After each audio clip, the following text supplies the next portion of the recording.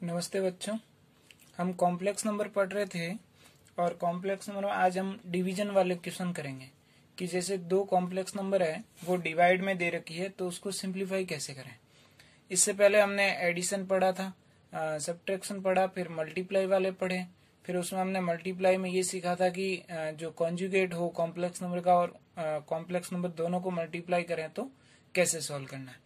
आज हम डिवाइड वाले पढ़ेंगे कि दो कॉम्प्लेक्स नंबर डिवीजन में दे रखे हैं तो उन्हें हमें कैसे सॉल्व करना है। जैसे देखो, मैं आपको क्वेश्चन से समझाता हूं कि जैसे मेरे पास क्वेश्चन है z is equal to 3 + 4 iota upon 1 - 2 iota. हमारे पास ये क्वेश्चन है। अब 3 + 4 आयोटा में 1 - 2 आयोटा से डिवाइड हो रहा है। हमें इसको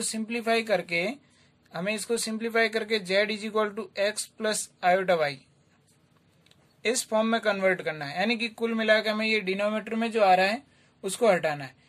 उसको हटाते वक्त ये ऊपर में जो भी नंबर दे रखी है वो चेंज हो जाएगी। हमें इस फॉर्म में लाना है एक्स प्लस आयोटा वाई। तो अब इसको सॉल्व करने का जो तरीका है उसमें हमें क्या करना है, याद रखने वाली बात है कि जो डिनोमिनेटर में दे रखा है उसका कॉन्जुगेट फाइंड करना है।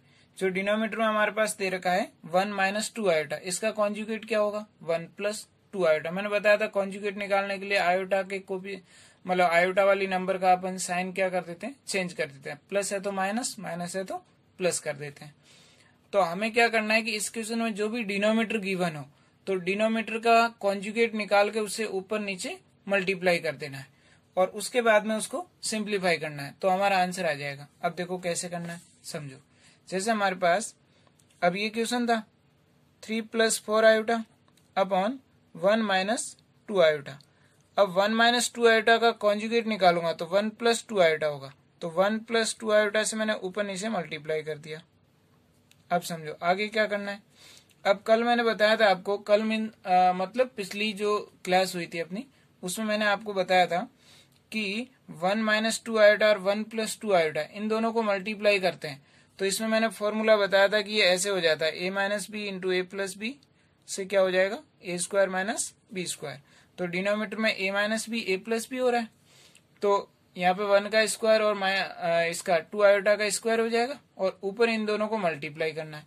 तो देखो पहले मैं ऊपर वाला मल्टीप्लाई कर रहा हूँ, नीचे डायरेक्ट इस फॉर्मूले से लिखूंगा। अब देखो 3 × 1 करूंगा तो कितना आएगा 3। फिर 3 × 2 आयोटा करूंगा तो कितना आ जाएगा 6 आयोटा। फिर 4 आयोटा को 1 से करूंगा तो कितना आ जाएगा 4 आयोटा। और फिर 4 आयोटा को 2 आयोटा से करूंगा तो ये हो जाएगा, देखो 4 × 2 8 हो जाएगा। Iota square into iota square minus iota हो जाएगा। आयोटा स्क्वायर की वैल्यू -1 होती है तो ये यहाँ मैं डायरेक्ट लिख रहा हूँ -8 अपॉन में देखो 1 का स्क्वायर यानी कि 1 माइनस आयोटा स्क्वायर यानी कि 2 आयोटा का स्क्वायर करूंगा तो 2 × 2 तो कितना हो जाएगा। यानी कि ये फॉर्मूला आप तो डायरेक्ट याद रखो, यानी कि यहाँ -1 का स्क्वायर माइनस 2 आयोटा का स्क्वायर। अब देखो अगले स्टेप में मैं क्या लिखता हूँ, यहाँ से यहाँ लिख रहा हूँ ये -8 है और प्लस का 3 है तो -5 और 6 और 4 कितना हो जाएगा +10 आयोटा अपॉन ये 1 का 1 ही रहेगा। ये आयोटा स्क्वायर -1 हो जाएगा तो यहाँ प्लस हो जाएगा और 2 का स्क्वायर 4 हो जाएगा तो +4। अब देखो ये कितना हो गया 5 हो गया। ऊपर से मैं 5 कॉमन ले लेता हूं तो -1 + 2 आयोटा बचा और नीचे कितना है 5। इस 5 से इस 5 को कैंसिल कर दो तो हमारा आंसर आ गया -1 + 2 आयोटा। इस तरीके से हमें डिवाइड वाले क्वेश्चन को सोल्व करना है। याद इतना सा रखना है, डिनोमिनेटर के अपोजिट साइन से ऊपर नीचे मल्टीप्लाई करना है। जैसे रेशनलाइजेशन करते हैं उसी तरीके से इसको सोल्व करना है।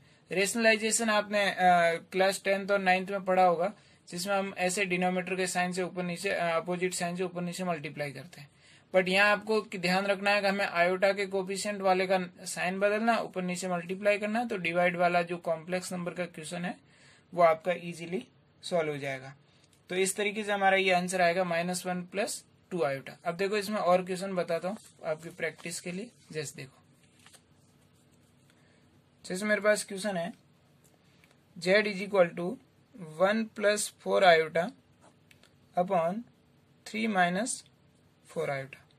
तो इसका अब देखो इसको सॉल्व करना है। सॉल्व करने के लिए मैंने वापस लिखा 1 + 4 iota upon 3 minus 4 iota into, यहाँ क्या लिखूंगा 3 plus 4 iota upon 3 plus 4 iota.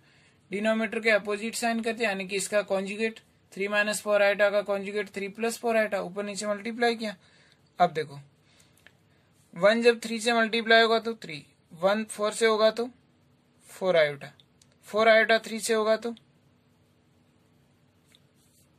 ये 4 इंटू 3 कितना हो जाएगा 12 आयोटा, और फिर ये 4 आयोटा इंटू 4 आयोटा करेंगे तो ये 4 इंटू 4 कितना हो जाएगा 16 आयोटा स्क्वायर माइनस 1 होता है तो माइनस का 16 अपॉन में हमारे पास 3 माइनस 4 आयोटा 3 प्लस 4 आयोटा, तो ये हो जाएगा 9 और ये प्लस है। अब देखो 4 इंटू 4 कितना होगा 16, iota square into iota square क्या होगा -1, तो प्लस का 16, मैंने डायरेक्ट 16 लिख दिया।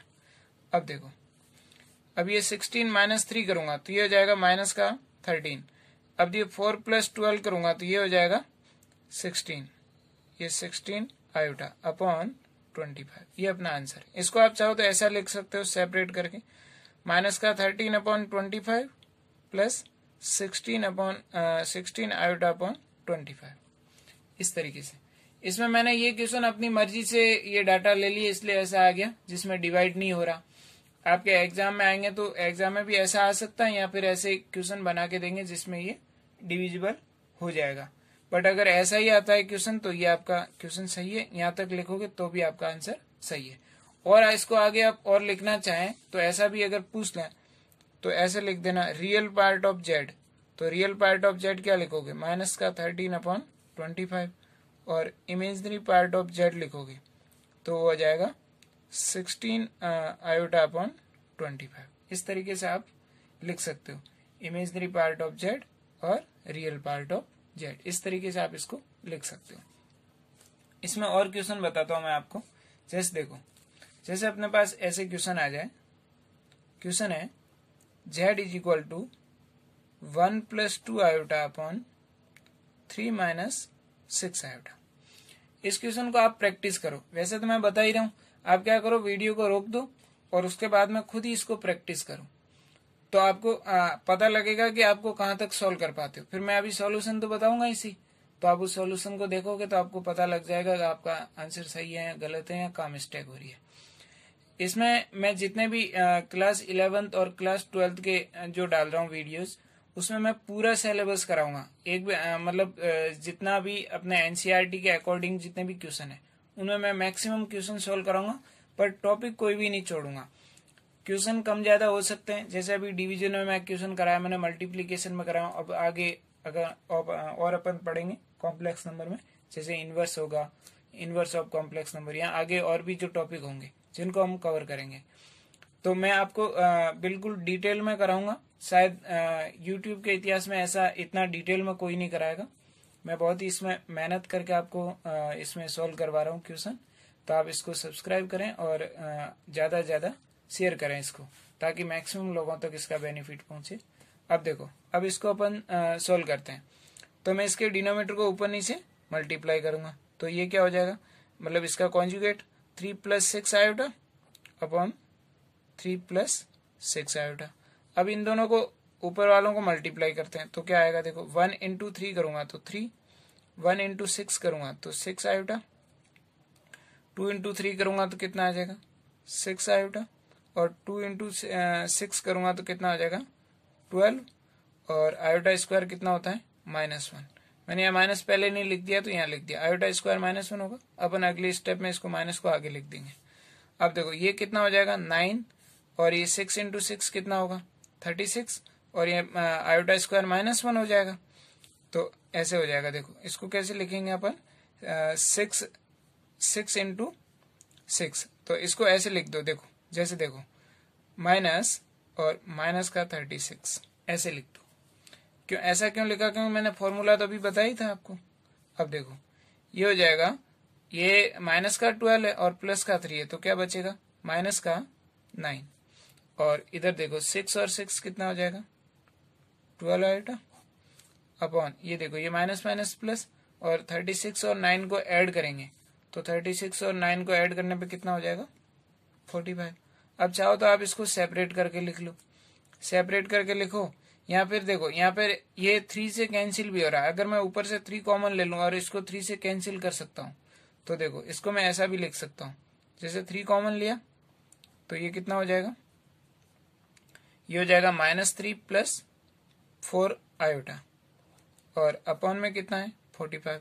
ये 3 से 45 को कैंसिल करूंगा तो कितना आ जाएगा, 15 आ जाएगा। अब मैं इसको क्या लिख सकता हूँ, माइनस का 3/15 प्लस का 4 आयोटा अपॉन 15। अब आप चाहो तो यहाँ ये 3 से ये और कैंसिल हो जाएगा, तो यहाँ तो 1/5 आ जाएगा, इधर 4/15 आ जाएगा। यही आपका आंसर है। आप चाहें तो इसको आगे और कैंसिल करके लिख सकते हैं। आंसर में देखना, आंसर में क्या दे रखा है, उस हिसाब से आपको इसको कैंसिल करके आगे लिख सकते हैं। ये आपका कौन होगा, real part of complex number, और ये होगा imagery part of complex number, और ये real part of complex number. इस तरीके से आप इनको सॉल्व कर सकते हैं। और मैं आपको कुछ क्वेश्चन एज ए होमवर्क दे देता हूँ ताकि आप उसको होमवर्क में सॉल्व करें। तो देखो, होमवर्क के हिसाब से क्वेश्चन देता हूँ।